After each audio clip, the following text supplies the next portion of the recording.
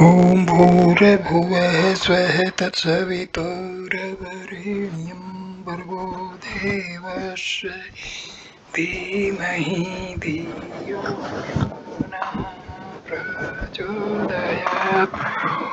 ॐ शान्ति शान्ति शान्तिः। Namaskar my dear friends. This is first video on Isha Upanishad. This video starts with the introduction of Isa Upanishad. The Isa Upanishad forms the 40th chapter of the Vajasneyi Samhita of Sukla Yajurveda. The Upanishad, containing the Vedic philosophy, generally forms the concluding section of the Arnayaka, which in turn belongs to the Brahmana portion of the Vedas. The Isha Upanishad, however, is an exception, forming a part of the Samhita or mantra. It derives its name from the opening word of the book, Isavasya, a short treatise consisting of only 18 mantras or verses. The Isha Upanishad appears to be a very ancient Upanishad, as is evidenced by its versification and literary style. The book contains many obscure passages which are explained differently by different commentators to suit their particular theories and systems. We are following the commentary of Shankaracharya, according to whom the path of action and the path of knowledge cannot be pursued by a person at one and the same time. The goal of the former is the attainment of happiness in the relative world, here or hereafter, and the goal of the latter, the realization of immortality through the knowledge of the identity of Brahma and Atman. But action, if performed following the instruction of the Vedas, ultimately prepares one for the cultivation of knowledge. The Isha Upanishad refers to both disciplines. The first verse starts The first verse states that the sense-perceived world is illusory. It appears to exist because Brahma, or the Absolute, pervades it both inwardly and outwardly, as gold pervades a gold ornament. The universe has no existence apart from Brahma. Brahma is identical with Atman. Therefore, the aspirant should see Atma in all beings and renounce greed and lust, which are based upon the mistaken notion that multiplicity is real and upon ignorance of the true nature of the self.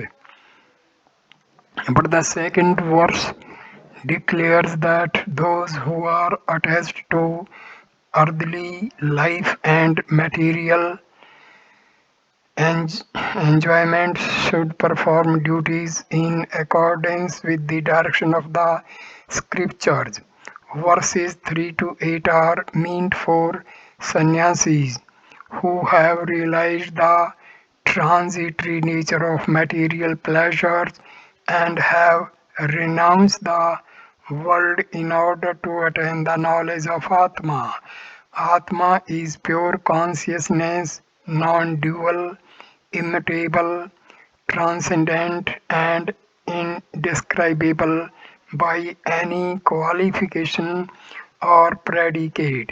The knower of Atma overcomes grief and delusion and loves all beings as his very self. Verses 9 to 14 apply to those who cannot ascend the steep path of total renunciation. Some among them engage in the mechanical performance of sacrifices and rituals without understanding the deities behind such action, and some devote themselves to meditation on the deities without the performance of appropriate rituals. According to the author of the Isha Upanishad, the two disciplines should be harmonized. Likewise, the aspirant should harmonize devotion to the unmanifest Prakriti and to the world soul Hiranyagarbha or Brahma. Thus alone can he reap the desired result, which is the attainment of Brahmaloka, where he will enjoy a kind of relative immortality as long as the cycle lasts. Afterwards, the aspirant will realize the absolute and thus become free from all relativity. The last four verses deal with the prayer of the aspirant on his deathbed. He prays to the sun, a vivid symbol of Brahma, to withdraw the outer physical light so that the inner effulgence of truth may be revealed. As the hour of death approaches, he fills his mind with the memories of his good deeds. The thoughts at the final moment determines the course of the soul hereafter. And lastly, he prays to fire which will soon consume his physical body to lead his soul through the way of the gods to Brahmaloka, from which he will attain final liberation. Sri Shankaracharya's introduction. Om Salutation to Brahma. The mantras beginning with Isavasya in the Upanishad are not to be used for ritualistic action because they reveal the true nature of Atman, which cannot be attained as a result of any action.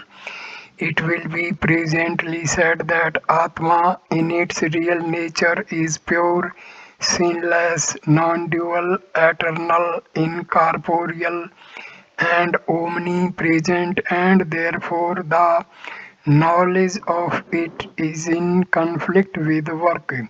Therefore, it is right to say that these mantra these mantras of the Isha Upanishad are not to be used in ritualistic action.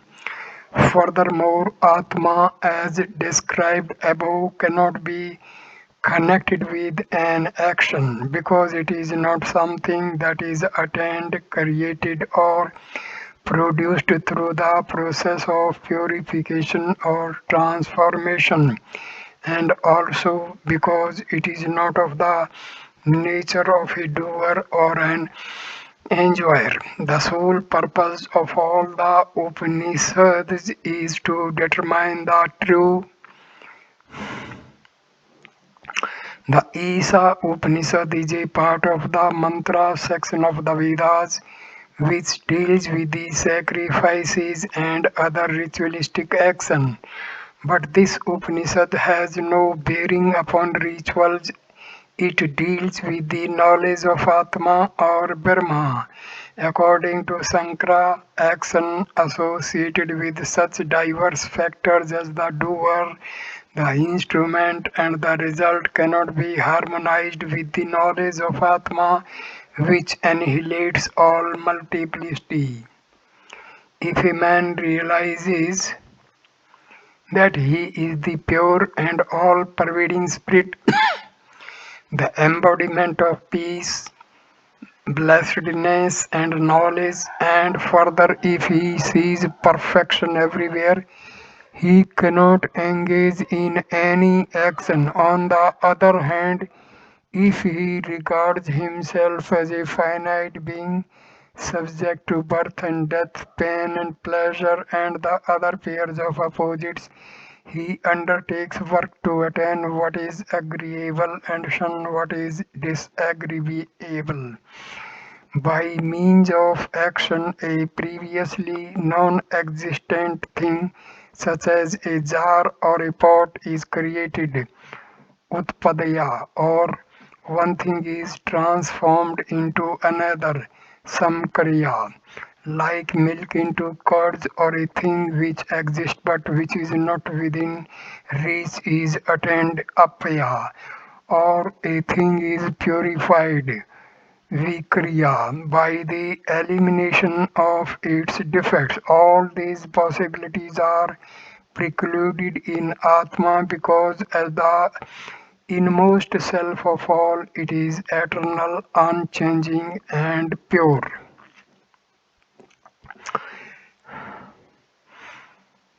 Nature of Atma, the Bhagavad Gita, and other treatises dealing with the man's liberation have the same end in view. Action has been prescribed in the scriptures to suit the understanding of worldly people who associate with Atma such characteristics as multiplicity, agency, enjoyment, impurity, sinfulness, and so on. According to those competent to determine who should perform work and who should not, he would seek the result of action, a result visible on earth such as the glories of a Brahmin's life, or a result not so visible, such an enjoyment in heaven, and who says to himself, I am twice born and free from such defects as blindness or a hunchback, which disqualify one for sacrificial work, is entitled to perform work. Compare he who sees the Supreme Lord abiding alike in all beings and not perishing when they perish. Verily he alone sees. Compare the self, though one and non-dual, appears to dwell in all beings like the moon, which, though one, is seen reflected in many waves. Mahabharata. The desire to seek a result is due to ignorance. Atma is in reality detached like the sky, uncontaminated by sorrow. It is supreme bliss. Work which is undertaken to satisfy an unfulfilled desire, to obtain what is agreeable or to shun what is disagreeable, cannot therefore be associated with Atma. An explanation is necessary regarding the relationship between action and the knowledge of Atma. The term work is generally used in the Upanishads to mean sacrificial, ritualistic, and devotional action, or such philanthropic actions as the digging of a well or construction of a road, all of which are associated with the idea of a doer, an instrument, and an expected result. The knowledge of Atma, according to the Vedantic seers, reveals the unity of existence and enables one to realize that the self is always pure, free, illuminate, illumined, and of the nature of existence, knowledge, bliss, absolute, and that it is devoid of all the desires that belong to a finite being. Therefore, the knowledge of the self and the performance of work are incompatible. But there is an undeniable need of action for a man's spiritual evolution. Though his nature is that of infinite spirit, and yet he is ignorant of it and acts to all intents and purposes like a finite creature. The goal of spiritual discipline is the attainment of self-knowledge. The necessity of work for a man is emphasized by Hindu philosophers as long as on account of ignorance he identifies himself with the body and regards himself to be a finite being. Through the performance of unselfish action, his heart becomes pure and he develops a real desire to know Atma. Then he receives instruction from a qualified teacher, reasons about Atma and contemplates it. At last, in the depths of meditation, he realizes himself to be pure spirit, free from birth and death, grief and delusion, desire and action. He attains immortality. But an illumined soul is by no means inert. The seers of the Upanishads and Sankara himself were not inactive. Every moment of their lives was dedicated to the welfare of the world. The words action and inaction used in the Upanishads have a philosophical significance. The former is associated with the notions of I consciousness, the instrument of action, and therefore the mantras of the Isha Upanishad reveal the true nature of Atma and thereby destroy the natural ignorance regarding it. Further, they produce in us the knowledge of the oneness of Atma by means of which we can uproot grief, delusion, and other characteristics of samsara. One who is eager to rid himself of the suffering and delusion of samsara created by ignorance and attain supreme bliss is entitled to read the Upanishad. The true nature of Atma is its subject matter. The relationship between the treatise and the subject matter is that the former establishes the latter. The purpose served by the scripture is that it enables one to attain the knowledge of the identity of Atma and Brahma and thereby destroys grief and delusion, which are the result of ignorance. We shall now briefly explain the mantras. The result, the latter, is free from such notion. When an illumined person works, he clearly sees that the soul is inactive, the action being carried on by the sense organs, the mind and ego at the prompting of the three gunas. The Gita describes the wise man as one who sees inaction in action. In his case, knowledge and action are inseparable.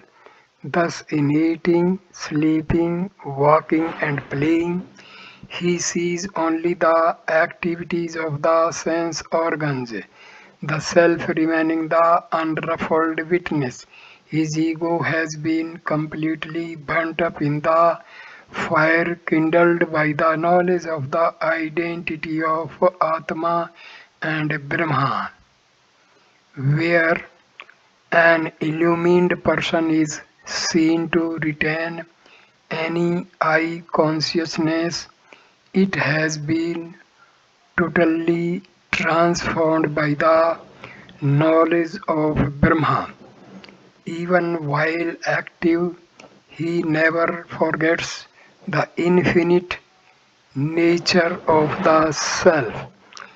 Absence of I consciousness and total detachment from the result characterize the activities of a knower of the self. Invocation. Om, that is full, this is full, this fullness has been projected from the fullness. When this fullness merges in that fullness, all that remains is fullness. Om, peace, peace, peace. So I conclude this video here. Next video will start with the invocation. Thank you for watching this video. Please like, comment and share the video and subscribe the channel. Namaskar my dear